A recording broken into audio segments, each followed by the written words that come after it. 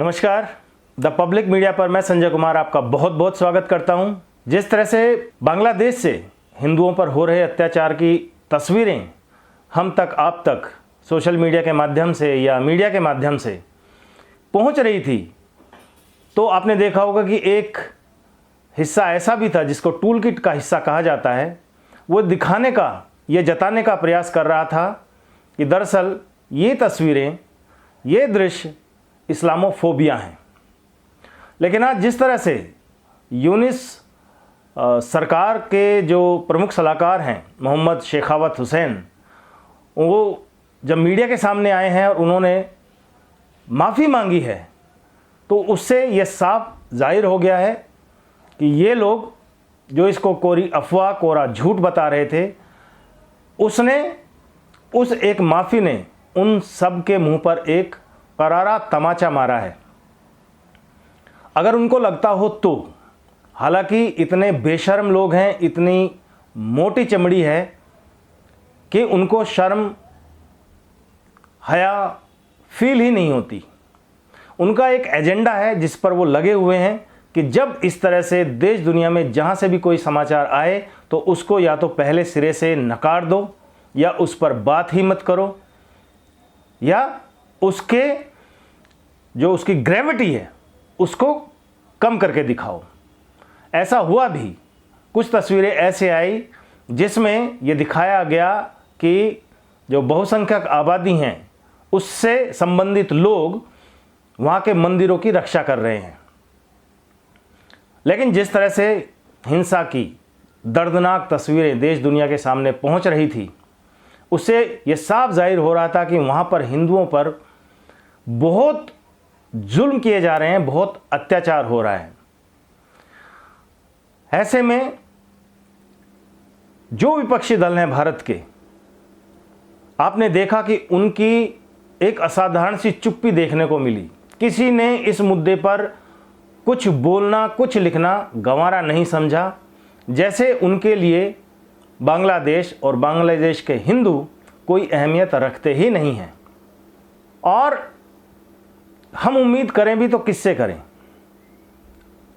आप सोच करके देखिए कि बहुत सारे मंचों पर यही एक स्वर सुनाई दे रहा था कि ना राहुल गांधी बोल रहे हैं, ना प्रियंका वाड्रा बोल रही हैं, ना सोनिया गांधी बोल रही हैं, ना खड़गे बोल रहे हैं, ना ममता बोल रही हैं। कोई कुछ नहीं बोल रहा है, कोई ट्वीट नहीं, कोई संवेदना नहीं, कुछ नहीं। हालांकि ममता बनर्जी का एक बयान ज़रूर आया था, ये 5 अगस्त से पहले की बात है, जब तक शेख हसीना वहाँ से नहीं चली थी बांग्लादेश से।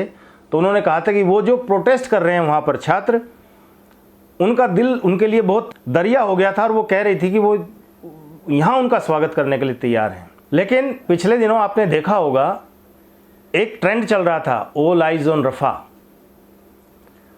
सब बोल रहे थे उस पर, सब ट्वीट कर रहे थे, बॉलीवुड के लोग भी, इन्फ्लुएंसर्स भी, राजनेता भी। और यही नहीं, यहाँ के कुछ संगठन भी हैं जो वहाँ की समस्या के लिए, फिलिस्तीन की समस्या के लिए यहाँ पर झंडा बुलंद किए हुए थे। लेकिन जब हिंदुओं पर इस तरह के अत्याचार होने शुरू हुए वहाँ पर बांग्लादेश में, तो यहाँ कोई संगठन आपने देखा विरोध प्रदर्शन करता हुआ? आप देखिए कि एक, जिसको हम कहते हैं मुस्लिम ब्रदरहुड, उसकी कैसी कैसी मिसालें, कैसे कैसे दृश्य सामने आते हैं। समझ में नहीं आता कि भारत में इतने सारे संगठन हैं हिंदुओं के, देश दुनिया के किसी भी कोने में हिंदुओं के साथ कुछ भी हो रहा हो तो ये कौन से बिल में जाकर के छिप जाते हैं, ये अपने आप में एक बड़ा सवाल है। क्यों छुप जाते हैं? जब कहीं मुस्लिम कंट्रीज़ में या कुछ ऐसी तस्वीरें जब आती हैं तो देश दुनिया में आप देखते होंगे संगठन जो हैं वो प्रदर्शन करते हैं, अपना विरोध दर्ज कराते हैं किसी भी तरीके से। लेकिन जहाँ कहीं हिंदुओं पर प्रताड़ना की बात होती है, उन पर जुल्म होने की बात होती है, तो यहाँ के जो हिंदू संगठन हैं वो कहाँ चले जाते हैं? उम्मीद करते हैं उनसे जिन्होंने बोलना ही नहीं है, उनसे उम्मीद की जाती है। लेकिन जिनको असल में बोलना चाहिए वो कहाँ हैं? सवाल तो ये भी एक बहुत बड़ा है, इतने दिन हो गए वहाँ पर हिंदुओं पर अत्याचार होते हुए बांग्लादेश में, लेकिन यहाँ के हिंदू संगठन क्या कर रहे थे। दूसरी बात ये भी है कि ये जो लोग चुप रहे, ये मुसलमानों को भी सोचना चाहिए। इसलिए सोचना चाहिए कि सब जगह यही कहा जा रहा था कि आखिर इनके ना बोलने का कारण क्या है। कारण यही है कि अगर ये बोले, अगर ये हिंदुओं के पक्ष की इन्होंने बात कर दी, उनके हित की बात कर दी, अगर उनको बचाने की बात कर दी, तो मुसलमान नाराज़ हो जाएंगे। अब बताइए, पूरी की पूरी मुस्लिम कम्युनिटी पर ये एक तरह से उसको कटघरे में खड़ा करना नहीं है।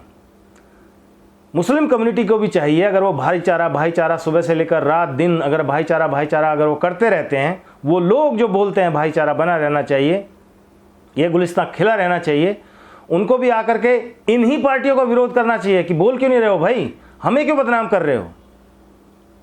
लेकिन जब नहीं, वो तो बोल ही नहीं रहे और आप भी चुप हैं, इसका क्या अंदाज़ा लगाया जाए। मतलब कि हिंदुओं पर हो रहे अत्याचारों को आपकी मौन सहमति है।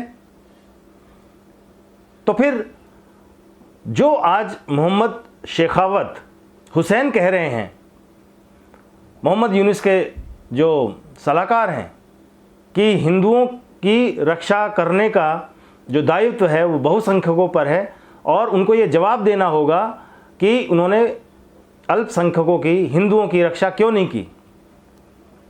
इसके लिए उन्होंने माफ़ी भी मांगी। तो उनका ये कथन, ये कहना क्या खाली लिपसिंग नहीं है, लिप सर्विस नहीं है?